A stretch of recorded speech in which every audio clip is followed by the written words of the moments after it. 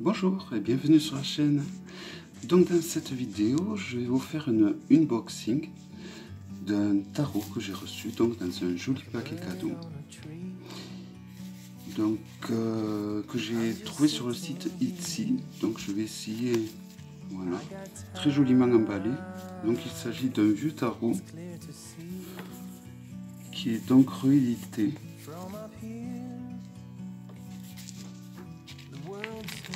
Un prix qui s'avoisine les 30 € à peu près.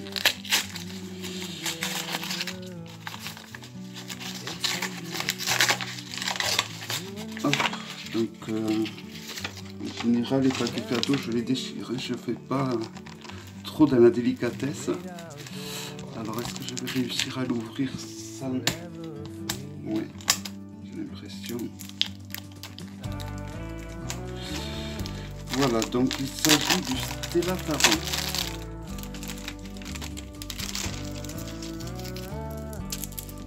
Voilà.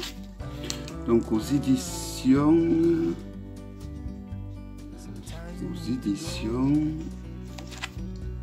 AG Müller. Alors c'est un tarot de...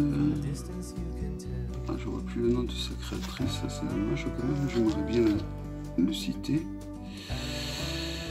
De Stella, alors c'est japonais, Kaoruko. C'est celle qui a confectionné peut-être le livre et celle qui a dessiné les cartes, je crois que c'est Takako Oi. Donc je vous laisse lire, hein, c'est en bas. Voilà. Donc c'est un tarot qu'on ne trouvait plus pendant un moment. Et donc là, s'il vous plaît, vous pouvez le trouver donc sur le site Etsy, un prix, on va dire, plutôt raisonnable pour un tarot auto-publié.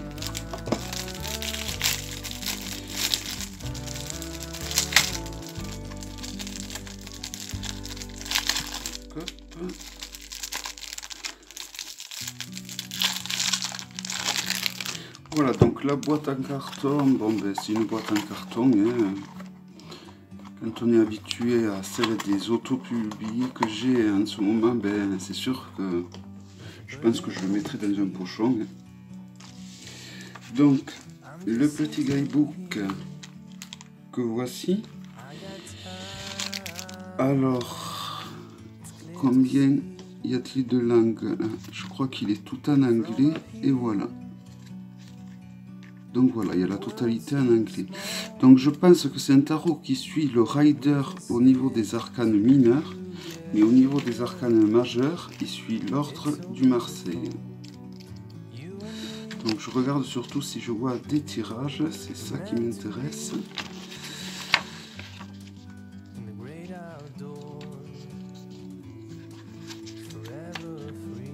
Et je n'ai pas l'impression qu'il y en a qui sont proposés. Je crois qu'ils avaient fait un livre qui allait avec, mais bon. Voilà, donc il n'y a pas de tirages qui sont proposés.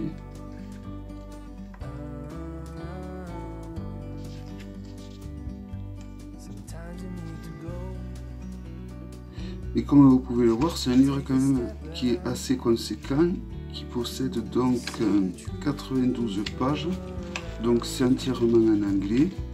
Donc toutes les arcanes sont détaillées. Là par exemple vous avez le 5 et le 6 de disque, de denier. Donc voilà. Et pour les arcanes majeures, je prends au hasard. Donc le pendu et l'arcane sans nom. Voilà, c'est un peu plus détaillé les arcanes majeures. Voilà, donc passons au tarot. Donc il s'agit d'un petit tarot. Si on le compare au Grimaud, par exemple, il est un petit peu plus large, mais moins haut. Le dos est simple, mais efficace. Voilà. Plutôt joli, je trouve. Et donc, je vais vous présenter ce joli tarot, qui pour moi est un petit peu de l'art. Donc les cartes sont de bonne qualité, elles ont été Alors j'allais dire lubrifiées, mais non, c'est pas lubrifié. Elles ont été, je sais, comme il y a une espèce de vernis. Donc elles ont la même épaisseur que le Grimaud, mais il y a une espèce de vernis qui fait qu'elles sont quand même assez solides. Donc voici le fou.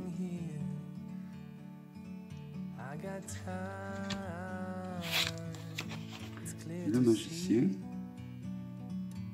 Donc il y a un cadre tout le tour, mais qui, je trouve, voilà, qui il fait pas les... Il fait plutôt joli. Donc là nous avons la papesse.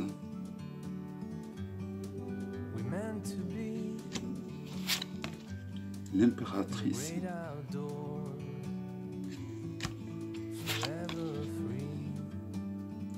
L'empereur.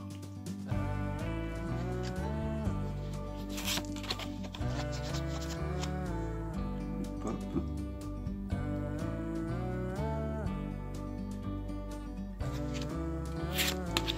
Les amoureux. Donc c'est un tarot apparemment qui a été recherché pendant un moment, pendant longtemps même. Vous pouvez le trouver aussi sur des sites comme Amazon, eBay, Le Bon Coin. Le chariot. La justice.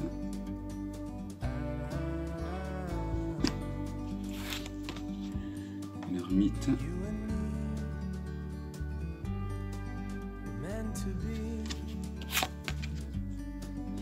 Donc n'hésitez pas de faire pause si vous trouvez que je vais un peu trop vite. La force, donc en 11, donc comme le Marseille. Donc il n'a de Marseille évidemment juste que l'ordre des arcanes majeurs, le pendu.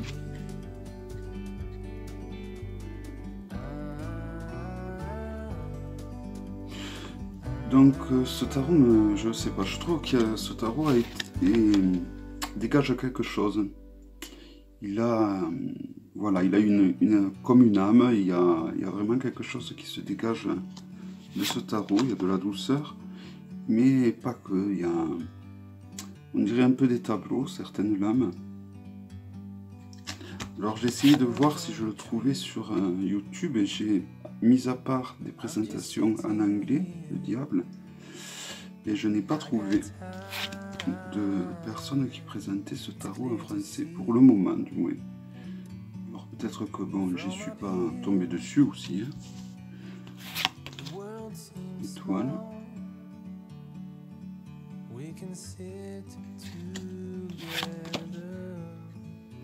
La lune.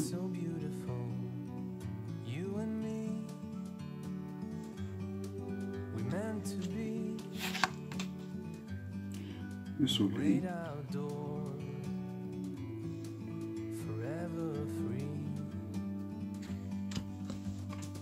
Donc voilà, je trouve que ce tarot, c'est un peu de l'art. Tout simplement, c'est la sensation qui me donne l'impression. Le jugement. Le monde. Donc toujours avec les 4 évangiles.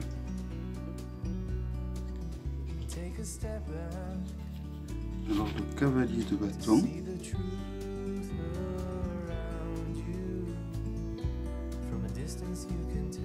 Je pense qu'il doit suivre le rider peut-être. La reine de bâton, enfin le rider, le tot je veux dire.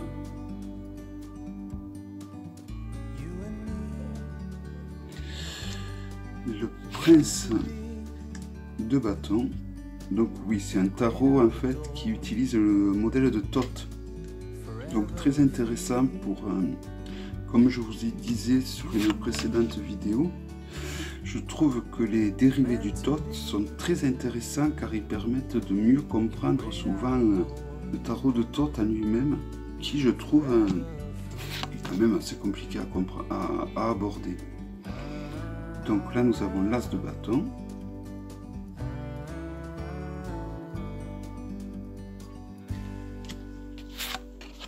Donc contrairement au Thoth, par contre, nous n'avons pas de mots-clés, nous avons juste le nom de l'arcane en dessous. le 2 de bâton, 3 de bâton, le 4 de bâton. Mais vous voyez, les images parlent quand même d'elles-mêmes. Donc, juste en regardant les images et en vous faisant confiance, si vous avez un peu d'expérience, c'est un tarot avec lequel je pense que vous aurez de beaux résultats. Bon, c'est un tarot qui reste quand même un tarot de collection. Le 8 de bâton.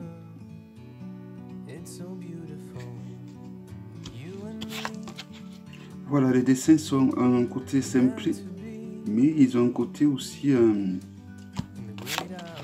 petit peu recherché, je trouve. Le 10 de bâton.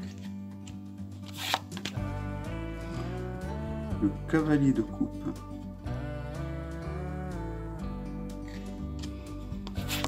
La reine de coupe.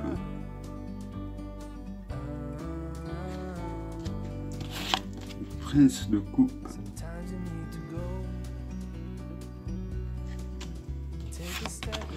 La princesse de coupe. Donc nous arrivons au mineur, l'as de coupe, le 2 de coupe, le 3 de coupe, le 4 de coupe,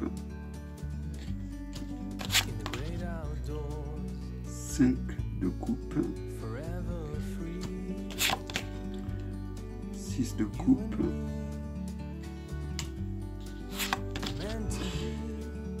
7 de coupe. Donc c'est un petit peu un tarot qui a en fait son monde à lui finalement, quand je le regarde là, car il emprunte un petit peu, j'ai l'impression qu'il emprunte un peu au Marseille, comme il emprunte au Tot, comme il emprunte au Rider.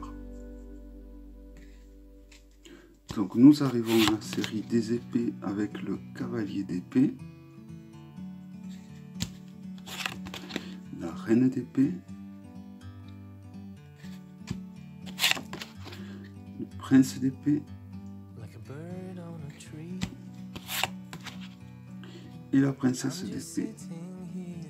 Donc du coup, si c'est un tarot qui est un mélange un petit peu de tout, l'as d'épée, je ne sais pas s'il va pouvoir nous aider à bien comprendre le tot, comme je vous ai dit en début de vidéo.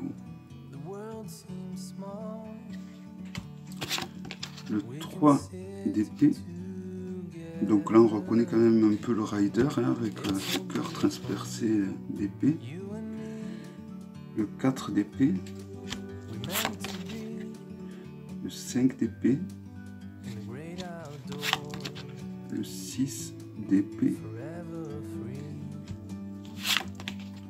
Le 7 d'épée. Le 8 d'épée. Le 9 d'épée. Le 10 d'épée.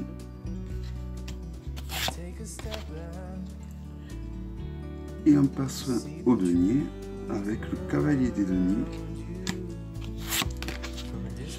la reine de denier, prince de denier, princesse de denier, l'as de denier, le 2 de denier, 3 de denier, le 4 de denier, le 5 de denier, le 6 de denier. Je trouve le dessin très beau, alors bon, celle-là par contre c'est une histoire de goût, hein. Ça me fait penser à un peintre, je sais plus lequel, parce que pour retenir les noms, je suis vraiment pas bon du tout, mais ça me fait penser à un artiste peintre. le 9 de denier et pour finir donc le 10 de denier. Donc ce tarot, je le recommande bien sûr à ceux qui ont un coup de cœur avec les dessins. C'est un tarot, je trouve, qui marche très bien avec l'intuition. Je trouve que les dessins sont très parlants. Voilà. Donc il s'agissait du Stella Tarot, donc c'est un deck japonais. Donc voilà. J'espère donc que cette vidéo vous aura plu et je vous dis à bientôt pour une prochaine vidéo. Au revoir.